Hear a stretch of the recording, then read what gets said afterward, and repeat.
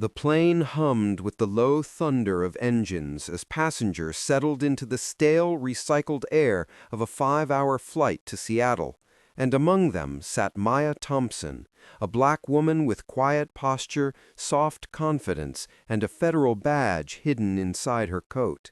An FAA lead inspector traveling undercover to evaluate safety compliance and crew professionalism. She didn't flaunt authority, didn't demand attention, didn't walk with arrogance. She observed, measured, listened, because her job wasn't to be seen, it was to see everything others assumed they could hide. 2 hours into the flight, she rose from her seat calmly, stomach tight with the sharp edge of nausea turbulence brought, and she walked toward the first-class lavatory, clearly unoccupied, clearly available. Yet before her hand touched the chrome door handle, a flight attendant stepped in front of her like a barricade made of entitlement. "Restroom is reserved for first class," the woman snapped, cold as metal, eyes slicing with tone rather than words, ignoring the fact that Maya was seated only 3 rows behind premium, well within restroom privilege during flight.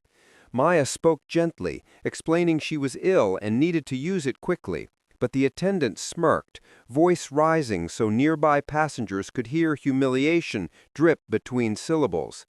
"Coach passengers use the back. Unless you upgraded your seat, you don't get access." Heads turned. Some watched with discomfort, some with approval, most with silence heavy as complicity. Maya repeated, calm, dignified, "I need to use the restroom now." But the attendant stepped closer, blocking her body completely, a gatekeeper protecting porcelain instead of decency. And the cabin grew tense with the heat of injustice people recognized yet didn't challenge. The attendant leaned forward, voice coated with scorn. "Return to your seat before I have you written up in the flight log." The irony was bitter. She threatened to report a federal aviation inspector to federal files. Maya inhaled deeply, not broken, not angered, calculating, because authority need not scream to be absolute. As she turned to head toward the rear lavatory like they demanded, she quietly removed her identification badge, clipped it visible to her blazer, and resumed walking, not because she was defeated, but because she wanted them to see what they had just done. A man beside her whispered, "You should complain," but Maya only replied, "I won't complain. I'll investigate." And she kept walking. Minutes later, turbulence shook the aircraft, and an oxygen mask malfunction alert pinged faintly, quiet enough for passengers to ignore, loud enough for Maya's trained ear to catch. Safety oversight, paperwork negligence, maintenance gap. She pressed the attendant call button, but the same woman approached with clipped annoyance.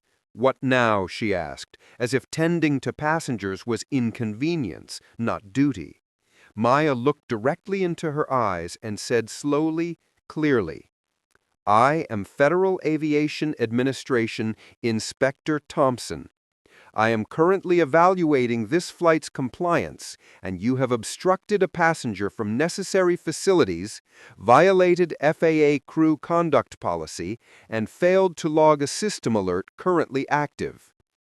The attendant froze, blood draining white as her crisp uniform, lips parted with a soundless apology that wouldn't leave her throat. Maya stood, no raised voice, no emotion, authority sharp as steel drawn from velvet. "Call your captain, now."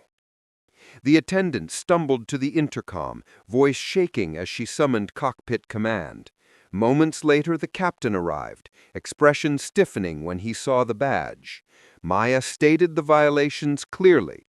Blocked lavatory access, discriminatory tone, safety alert ignored. Each infraction a nail-sealing consequence. Passengers listened with wide eyes, realizing the woman they watched get belittled was the one person on board with power greater than pilot, crew, or company.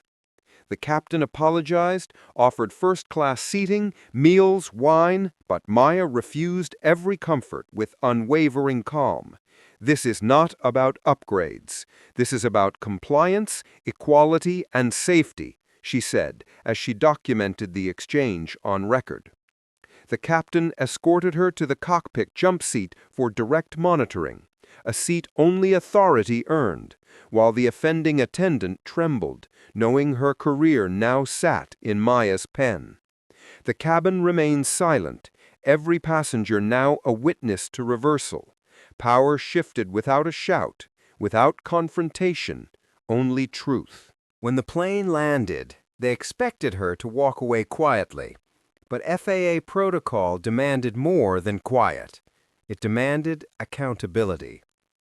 Maya requested all crew into the terminal conference room, captain included, and opened the investigation formally. She read the violations aloud. Not vindictive, not emotional, simply factual. Evidence stronger than ego. The airline supervisor arrived sweating, asking if this could be settled privately, off record, unseen by corporate eyes. But Maya placed her badge on the table like a stone of finality and answered, no.